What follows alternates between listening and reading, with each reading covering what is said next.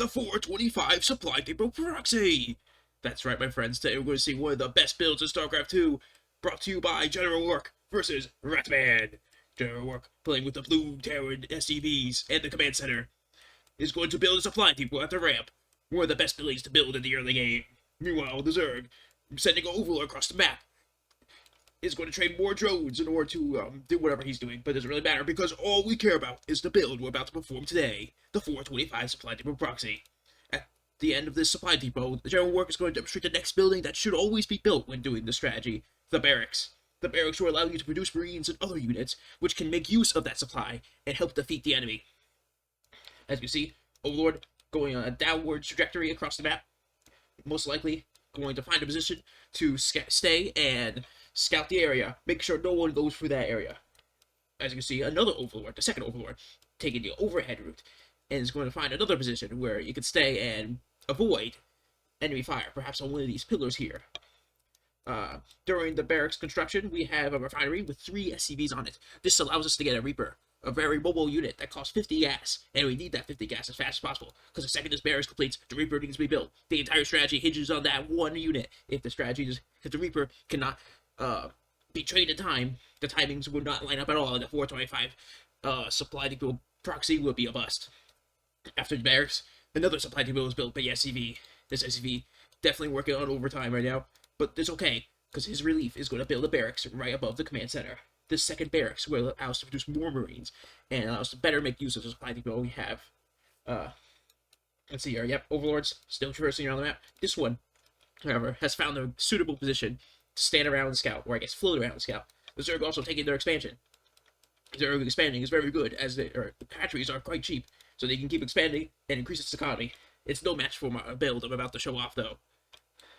Yeah, also building a queen, spawning bull, like gas, just like other buildings. But then, the Reaper.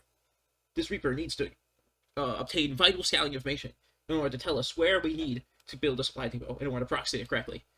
If this Reaper fails, again, the whole strategy fails. That's why we need it as soon as possible. It needs to get all that information as soon as possible. Let's see, the Reaper is going to jump up the ramp using its jump back ability. And okay, going to attack the queen. Oh, gets hit by the queen. But the Zerglings is going to attack the Zerglings a bit, dealing some damage. Pretty good here. He's going to jump down. Froze a charge right here. This is very useful, just in case the Zerglings jump down. And it's going to hang out here for a bit. It's going to regenerate its life, as Reapers do.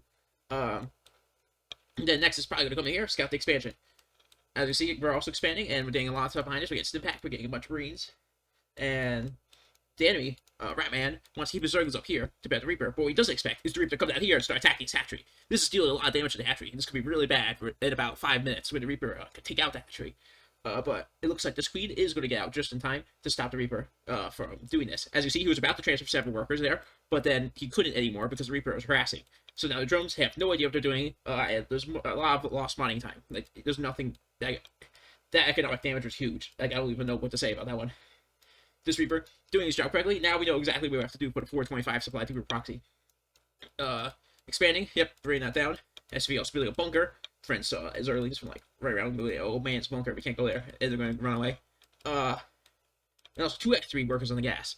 So we don't want too much gas, but we do want enough for Ghost Academy. Ghost being another very strong infantry unit, which will allow us to snipe units and take them out much quicker with the Marine support.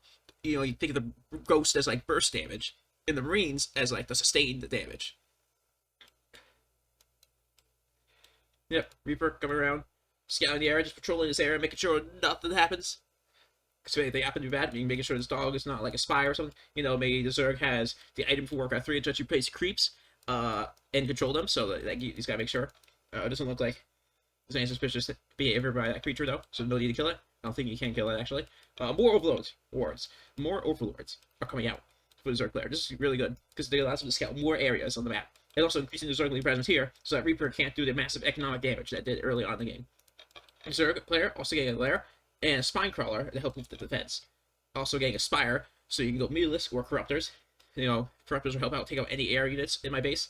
And Meatless could perhaps do some damage here. Oh, as you see, 425 supply depot already being built. This is the whole strategy. Like, you need this supply depot up. Now the opponent sees supply block. He doesn't know what to do. He doesn't know what to do against the 425 supply depot proxy, because now I have more supply than him, and it's on an undisclosed part of the map. He's going to scout areas and go, wait, Where's the supply? I can see you. Supply demo. Like, what are we doing? Like, yeah, it freaks out. His camera's gonna do that.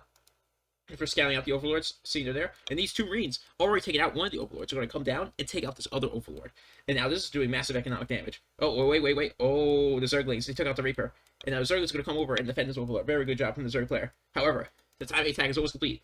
We've already destroyed this entire Zerg economy. Therefore, we just need any sort of attack to beat them. And this Ghost and the Marines are going to do the job. They're going to save these two Marines. Look at that. The Zergling goes down. Two Zerglings go down. That's 50 minerals right there. That's like a complete waste. He only has 1,600 left to go before we win the game. Supply depot, second supply depot. Sports the first supply depot. Make sure that if the units are coming this way, and then they kind of hook around here, going up, we know that they're coming before we can take out the other supply depot. Inversely, they can come this way, and we would know they're coming for this supply depot. Yeah, taking out War of Lords. I used to go snipes ability. I mean, general work. I don't know who did. I don't know. But yeah, look. He snipes the Overlord, which killed it faster. It was a faster killing than if we just let the Marines attack it. Now, he doesn't know what to do. He's building Shrine Crawlers to help defend. However, I scan, take out the Creeper, and see what he's doing. I'm going to jump in here and start taking out this Spine Crawler. Although I can't, because the Zerg is effective. Very good play here by the Zerg player. And more of Lords, the compensate for supply, but that's like 400 minerals you have to spend. Well, you did have to spend, you know? That's crazy. Now, okay, moving the Spine Crawler to a better position. Also got Mulus. I have not seen the Mulus yet. I mean, General Work has not seen the Mulus yet. And, yeah, Spine Tables are getting so much value right now. Read scout here, make sure there's no third base. This guy is also going to scout there's no third base. I'm not sure if he ever moves out of that position, but he's going to make sure there's never a third base in that position. Also bring in SCV. This SCV is going to be very useful, as you're about to see, as we continue this campaign, destroying the economy of the Zerg by a second. Like, they can't expand, they can't do anything. Like, going to try and create a Cooper, that's 25 energy down the drain. Boom, dead.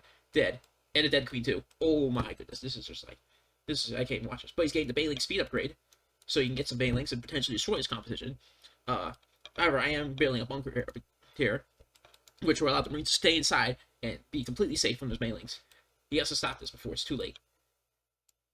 Over here, making sure no one coming this way, but unfortunately, we kind of already know there's coming this way, so it's not really getting that much value. The Mulus, the 5 Mulus, are going to come around, and they're going to flank this army. This is a very good maneuver here by Ratman. As I can see, the Marine attacks him. I now have awakened the army, but he's also going to come into the Zerglings at the same time, and the Marines get the amazing surround, pressure the Ghost, they're going to take out the Ghost. Oh, the Banelings do a lot of damage. That's a lot of damage. Oh, almost canceling the bunker, but the bunker completes. The bunker completes. My units could go inside the bunker and be very safe, but they can't. They're forced away. That was Banelings. As you see, the Zerg taking a very good fight there. Going to take out the bunker too. Making sure to use a Baneling against it. To take it out quicker, of course. For a small gas price. Now, responding by building turrets in my base. These turrets will help defend against the Mulus, because they shoot at the Mulus. So, yeah, so it's all going to be good now. It's all going to be good. When they attack, the turrets are going to attack them. It's going to be really fine. Also getting a third base here. The Zerg still recovering economically from that contained, like, you know, it was great. It was a lot of economic stagnation happening. Look, there's running out of mills in base. These drones are mining less efficiently, which did economic damage to the Zerg. Because there's more drones and they're supposed to be in that middle field. Now, also re-expanding with the creep.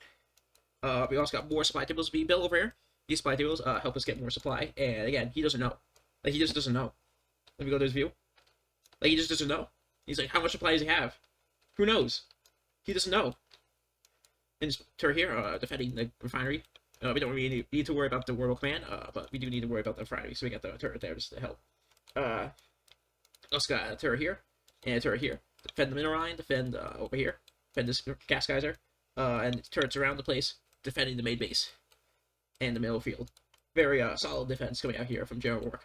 But the Mulus now across the map. Let's see how these Mulus deal with the turrets. He does have enough Mulus. We might be able to attack the turrets and destroy them before the turrets could shoot them too much. Because the turrets shoot them too much, the Mulus could die. But if the turrets take too much damage, they die. So the Mulus might be able to get some damage in here. And take out the man sitting inside that turret. Alright, here they come. Here they come. The SCV going to deflect some of the damage, but the Mulus all focused on the missile turret instead of the SCV, so that there isn't any problem there with the ricochet. He's also bringing some corruptors to deal with the air. Yeah, he's going to deal with the air. He's also got a single Baneling, which could take out the entire right, but immediately rebuilding the missile turret. It's this type of resilience that like from Joe work, because he's able to immediately rebuild and come back the second that it gets destroyed, making no downtime whatsoever. Oh, but this base over here gets canceled. Devastating loss here from General Work. But guess what? The counterattack already took out the entire middle field. Took out these spine crawlers. The spine crawlers don't know what to do. The burrow, they can't do anything. Oh, that Marine's gonna die. But it's okay, because the medevac's healing. The medevac being a very useful unit to heal these units. Marine survives. Oh, the sting. Oh, but they're going to take out all these B-lists. But the Corruptors are going to take out the medevacs, because the medevacs are, in fact, flying units. But the Ghosts here are going to add their burst damage if they ever decide to use a snipe. But, as you see, the enemy does not know what to do against my high-tier units, such as the medevac and the Ghost, and cannot use the Corruptors to kill them as a result. Sorry, more Zerglings in the base. Has a base geometry, which will help with the choke points, so if he ever uses Zerglier to the choke point, it would be very useful. But if I take those choke points, then it could be very bad, because it's like, yeah, it's use a choke point. It doesn't ever go well. But the Ghosts taking out the hatchery, taking out these broodlings now. These broodlings have time life, but take them out early. They die earlier, so that's if they take them out early. So Ghost now just killing all these Zerglings. More Maniacs coming here to heal the Ghost, making sure this Ghost survives after it's uncloaked, but taking out his Zerglings by a second. Look at that, taking out the third base. Marauders helping out, doing extra damage to the hatchery since it's the armored type, is the armored element. I'm gonna take out some of these larvae too. See the Ghost doing more burst damage there. Take it out with all those larvae. Those larvae have no chance whatsoever. And here we go. More Banelings. These Banelings are going to determine a lot because they do AoE damage upon dying. And these drones, we let the drones go, thinking, oh yeah, we can make it back to the base. But oh, nope, I got a composition right here. And they couldn't even do anything they wanted. Like, they wanted to morph into a Spore Crawler. Trying to, oh, that's a lot of damage. But yeah, if they wanted to morph into a Spore Crawler, they could over here. But if they had Creep over here, he would be able to do it here because of the Umbilical Rocks, which are now gone. More Corruptors coming in. Go take out this medevac. The Marauder can't shoot up, so it's not going to be able to take out. But the medevac is going to be able to heal the Marauder before dying. So the medevac did still get a bunch of value.